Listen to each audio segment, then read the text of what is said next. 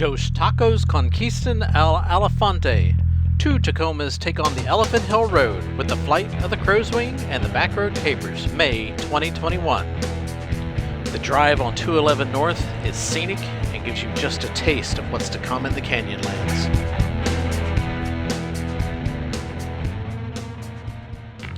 The National Park Service describes Elephant Hill Road as one of the most technical four-wheel drive roads in Utah.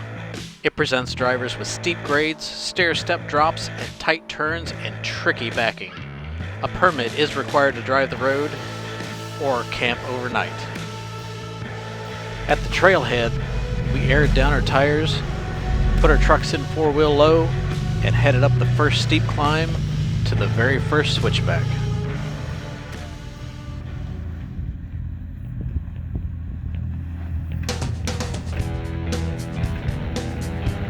The park ranger at the visitor center assured us our trucks would have no problems with this road.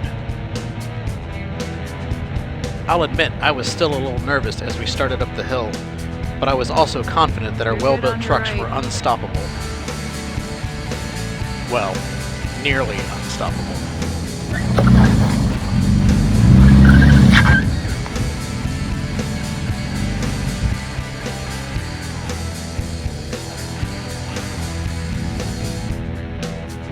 Even with 34-inch tall tires, you need to choose your lines carefully.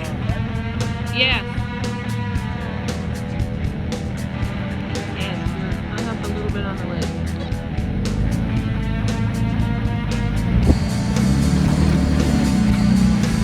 Good job!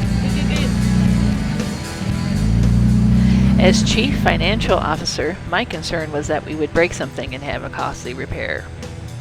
What I had not anticipated was that once on the trail I would have to do a lot of the spotting. Line looks good. I have never really done much of it in past trips. I knew the basics, but there was a bit of a learning curve. Slightly to your right. There you go. Or left.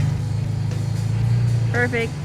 Luckily, James was used to my left-right dyslexia, and the spotting put me somewhat in control of each obstacle's outcome. Perfect. If there was damage, I would have to take some of the blame myself, if not most. Crow looks great. Perfect. I like to give positive reinforcement. The road soon reaches a plateau and gives you a respite of rock climbing on a nice sandy two-track.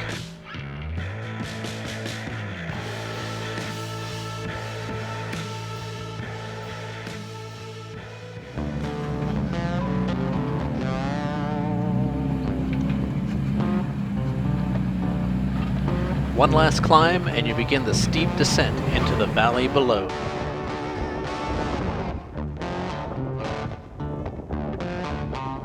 We found we did a lot more filming for these first sections. We had to decide between driving, guiding, and filming whichever we wanted to do. And then there was a young couple that we met hiking up the track. They had been hiking for a couple of days and it was their first hike together. It was not going well. I lent a sympathetic ear, but I think in the end it was probably their last hike together, or last anything together. It was love on the rocks. There's a lot of rocks here. Then you reach this switchback. It's so tight you have to pull your truck forward and then back down the road along the edge of a cliff. Apparently the guys thought this was a difficult task. I walked the whole way. It didn't seem that bad. Further, still slightly passenger. You're going to drop off on the driver. You're good. Once into the valley, you get a nice, restful, relaxing drive to look at the gorgeous scenery and all the rock formations. It actually wasn't all that easy. We just didn't film much of it. We did stop for lunch though, of which we don't have even a single photograph. James is right though. It was very beautiful.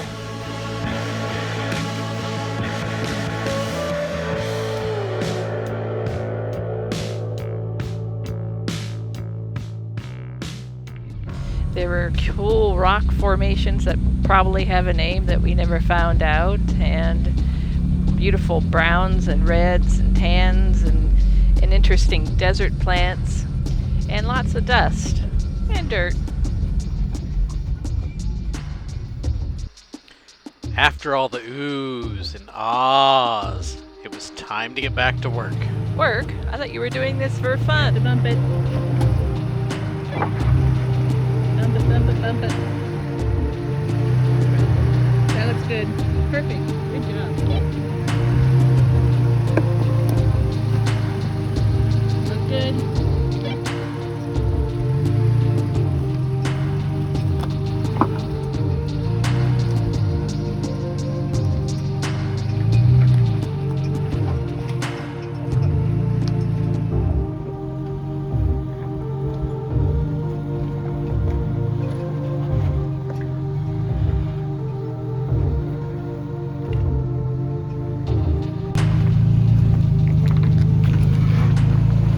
At 17 psi, the tires grip pretty well.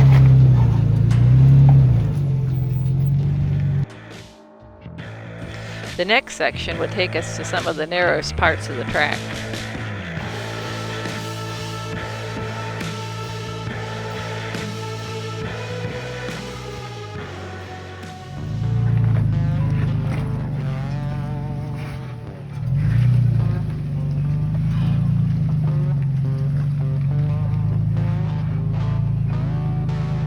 It also had some of the steeper sections.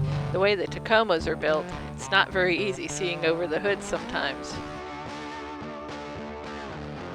Elizabeth got her steps in that day, doing as much hiking as riding, but she is an excellent spotter.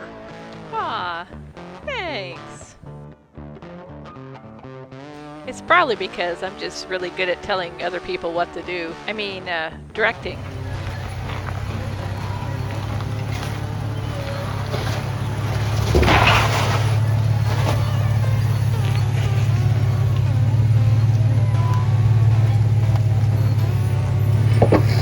The road presents obstacles of all shapes and sizes. This one's called the Devil's Pocket.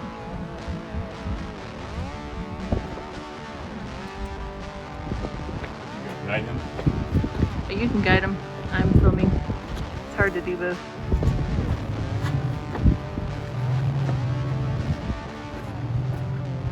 Jay's gonna guide you so I can film. Never mind, he's trying to blocking my shot so we can get a picture of the scrapes on the walls. Come on, Jay! Come on! Come Well, I'm gonna on! be in the way when I guide him anyways. Much better.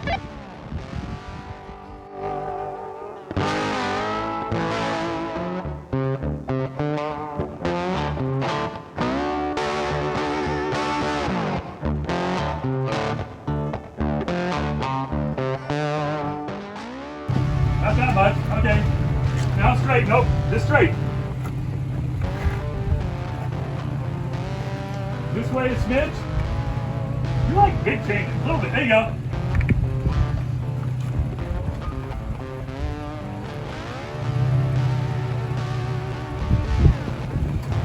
There you go. You're good.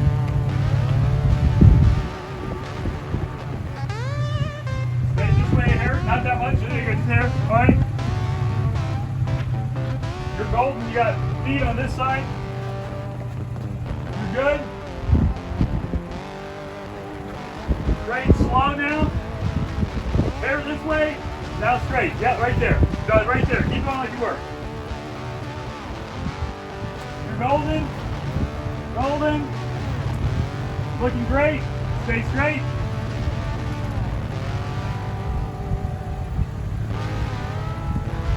Very nice.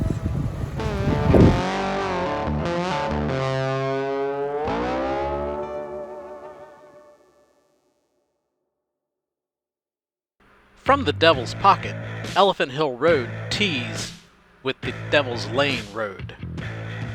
Left would take us to Camp Bobby Joe. Right takes us up to an overlook. Of course, we turn right because it's only a few miles to the overlook, right? Yep, just a few miles. 3 to be exact, from the Devil's Pocket. to the Confluence overlook. But it is a long, long drive. I'm tired of filming and being held. Tired of driving. I am too. I want to be in the campsite. We got a few miles to go before that. Bye-bye.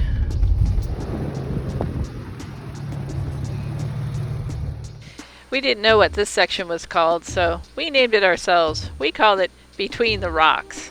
Pretty creative, huh? Though I think a better name would have been The Devil's Cheeks. Did I mention the scenery was amazing? He thinks the view of the Devil's Cheeks is amazing.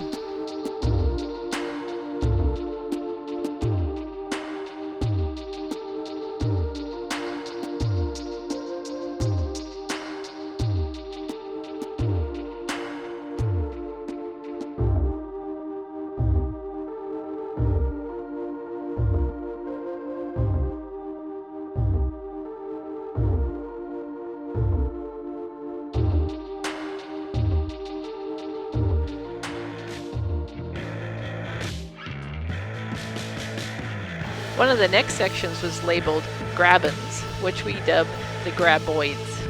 That's a Tremors reference. The Grabens are low ledges of rock that are perpendicular to the road. They are not much fun to drive over.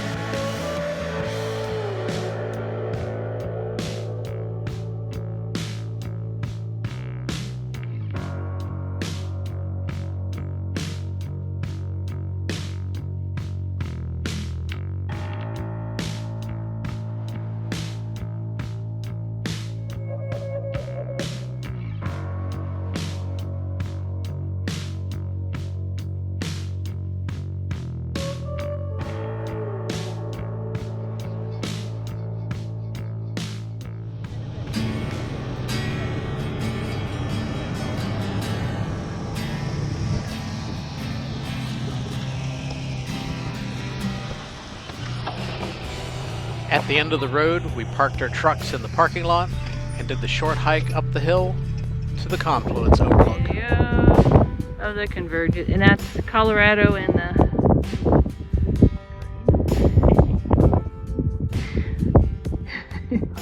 We just drove how many hours to get it? We don't even know what we're looking at. I think we're 4 hours in. Yay. 4.5. Yay. You heard that right. 4 hours to drive 8 miles. But the view was pretty almost worth it.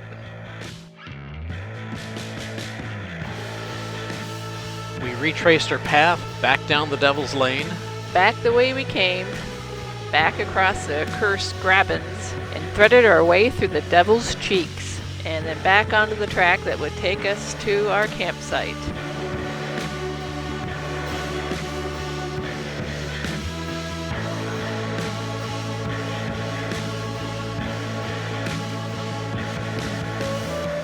It was mostly uneventful, but I did get stuck on a rock, high-centered.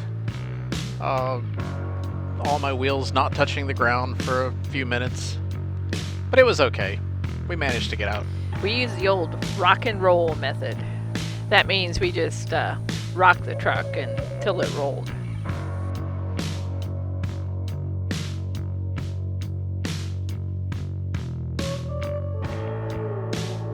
Once we passed the intersection, it was all new road again.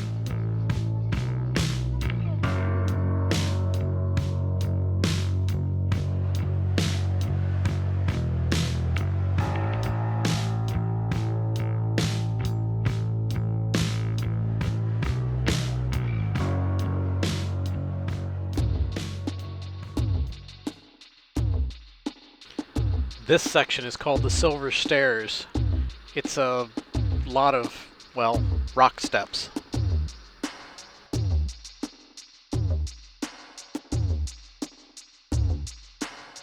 Then we had to stop to look at a pictograph panel. These were different than the ones we'd seen in the past.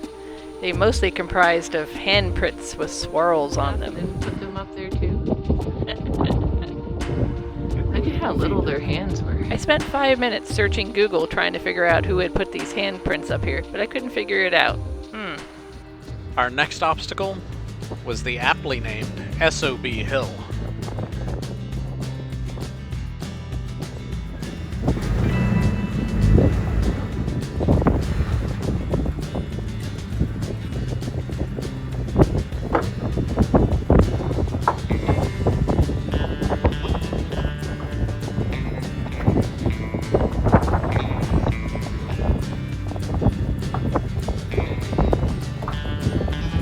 Lots of rocks. She's definitely a glass half full kind of gal. Nah, the road half full of rocks kind of gal.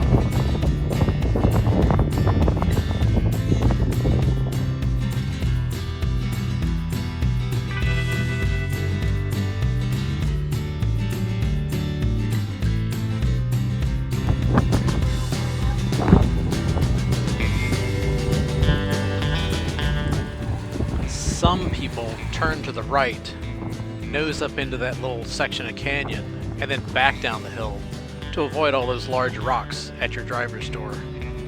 Not me, though. I'd rather practice my 30-point turns.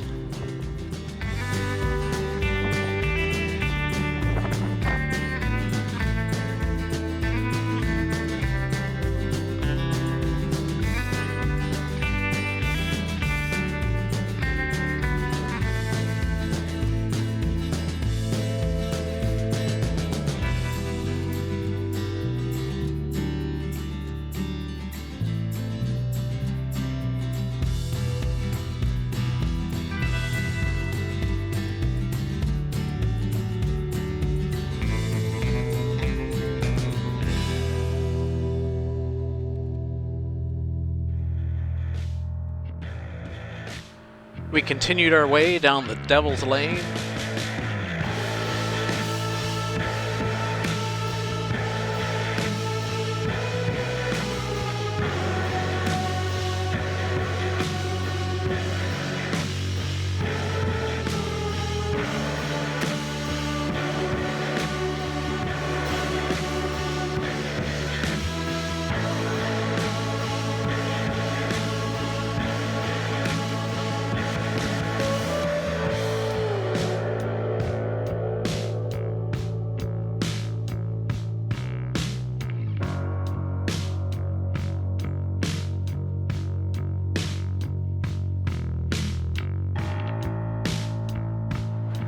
As we neared our campsite, we drove through some really cool rocky spires. This one looks like a giant Christmas ornament.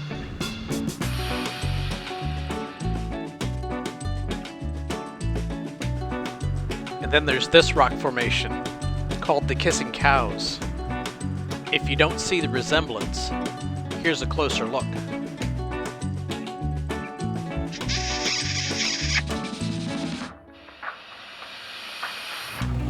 Carnage. That was best fault. We arrived at our Bobby Joe campsite in time to make supper. Potato. Secret recipe. Secret recipe. Don't tell anyone. You okay, old man?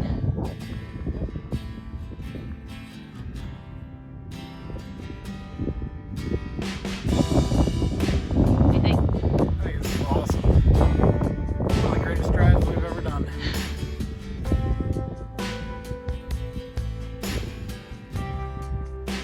Sunset. Looking for an arch. The arch we were looking for was called Horsehoof Arch. Little did we know, it had fallen some years ago. Pretty amazing. After the long day, it was nice to relax in the warm glow of our propane campfire.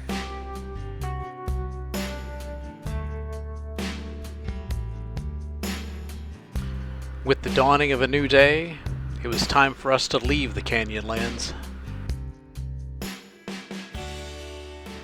I'd only managed to get us a permit for one night of camping. It's definitely not enough.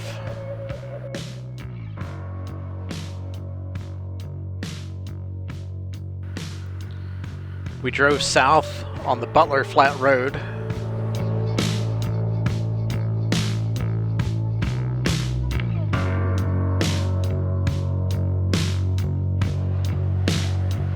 Our plan was to leave by the infamous Bobby's Hole.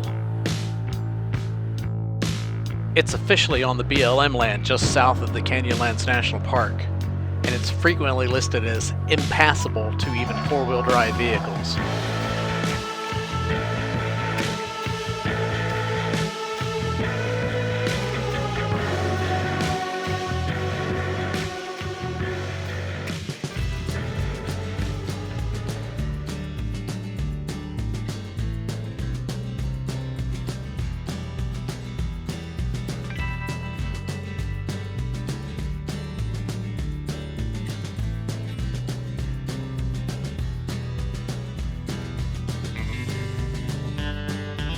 This is a pretty tough climb. It's got large boulders, loose rock, and really deep silty sand. It required a lot of rock stacking, a lot of spotting, four-wheel low, the locker on, and the A-track running, all at the same time.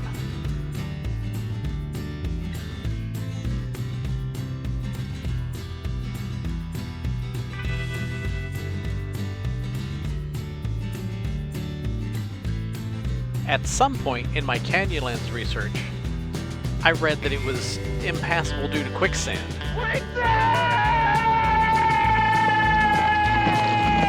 But obviously we had been mistaken that for maybe some other part of the track that gets nasty when it rains. Though we were still very confused as to why this steep section of road is termed a hole, and I don't know who Bobby was, but he or she has a pretty gnarly hole. Obviously my research was mistaken. It was the silty sand that caused the most trouble, and the loose rocks, and the big boulders we had to climb over.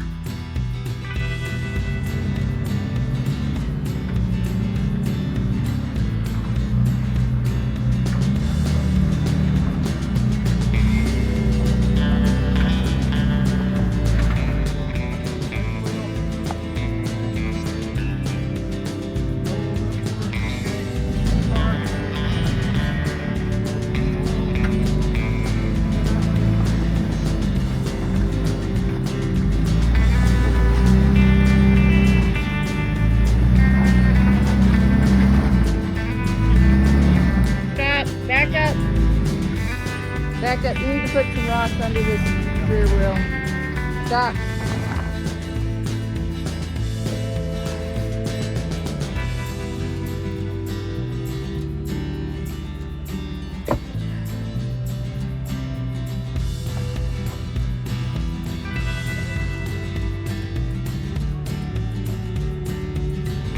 We finally made it up and out, and this sign means it's two-wheel drive the rest of our way home.